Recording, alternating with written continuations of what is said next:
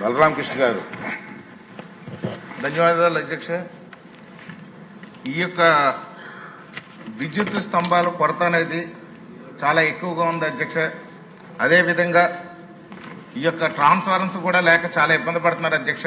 గ్రామీణ ప్రాంతాల్లో ఈ యొక్క విద్యుత్ స్తంభాలు లేక చాలా ఇబ్బంది పడటమే కాకుండా పాత స్తంభాలు ఏదైతే ఉన్నాయో మొత్తం డ్యామేజ్ అయిపోయిన పోల్స్ని కూడా రీప్లేస్ చేయలేకపోతున్నాం అధ్యక్ష.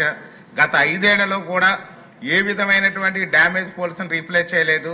అదే విధంగా చూస్తే ఈ యొక్క ట్రాన్స్ఫార్మర్స్ ఏదైతే పాడైపోయినాయో వాటిని కూడా రీప్లేస్ చేయకుండా ఇబ్బంది పడినటువంటి పరిస్థితి ఉంది అధ్యక్ష. ఇప్పటికీ కూడా అదే జరుగుతుంది అధ్యక్ష. గ్రామీణ ప్రాంతాల్లో ప్రజలు రాత్రిపూట తిరగాలంటే చాలా ఇబ్బంది పడుతున్నారు అధ్యక్ష. ముఖ్యంగా చూసినట్లయితే మా రాజానగర్ నియోజకవర్గంలోనే సుమారుగా చూస్తే ఇక్కడ 703 ఈ విద్యుత్ స్తంభాలు లేక ముఖ్యమైన కూడల్లో కూడా ఇబ్బంది పడుతున్నటువంటి పరిస్థితి ఉంది.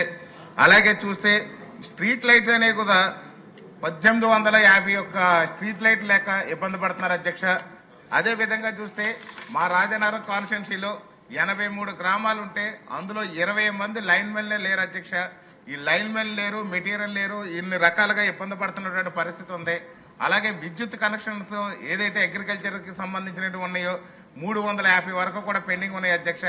ఇవన్నీ ఈ పెండింగ్లు ఉన్నాయి. తొందరగా మనం వీటిని క్లియర్ చేసి రైతులకి ఇప్పుడు సమ్మర్ వస్తుంది, సరైన నాణ్యమైన విద్యుత్ అందించాల్సినటువంటి అవసరం ఉంది అధ్యక్ష.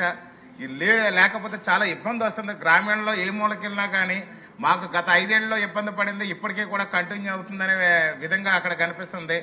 ముఖ్యంగా వీళ్ళని డిపార్ట్మెంట్ ఏఈల్ని డిఈల్ని అడుగుతుంటే వారు చెప్పేది ఏంటంటే గత 5 ఏళ్లలో మెటీరియల్ డ్రా చేయలేదు, ఆ డ్రా చేయకపోవడం వల్ల మేము అందించలేకపోతున్నాము, త్వరలో క్లియర్ చేస్తామని చెప్తున్నారు అధ్యక్ష.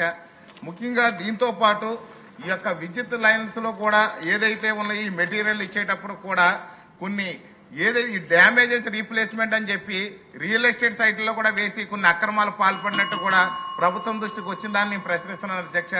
అదే విధంగా చూస్తే ఇరిగేషన్ కెనాల్ గట్టుల మీద పోరంబోక పొలాల్లో కూడా విద్యుత్ కనెక్షన్లు ఇచ్చేసి వైసీపీ హయాంలో ఈ రైతులందరూ కూడా దాన్ని కరెంటు వాడుకుంటున్నారు అధ్యక్ష. ఎందుకంటే వాళ్ళకి సక్రమంగా ప్రభుత్వ నియమ నిబంధనలకు అనుసరించి విద్యుత్ కనెక్షన్ అప్లై చేస్తే ఇప్పుడు ఇవ్వనటువంటి పరిస్థితులు చూసాం. కానీ వీళ్ళు అక్రమంగా కెనాల్ గట్టుల మీద వేసేసి మా రాజనగరం నియోజకవర్గంలో కూడా రీసెంట్ గా 4-5 ఇష్యూస్ కూడా వచ్చినాయి అధ్యక్ష. ఈ యొక్క ఇరిగేషన్ కెనాల్ను కూడా కబ్జా చేస్తున్నారు వాళ్ళు. ఇలాంటిది ప్రభుత్వం దృష్టికి వచ్చిందని నేను ప్రశ్నిస్తున్నాను. ధన్యవాదాలు అధ్యక్ష.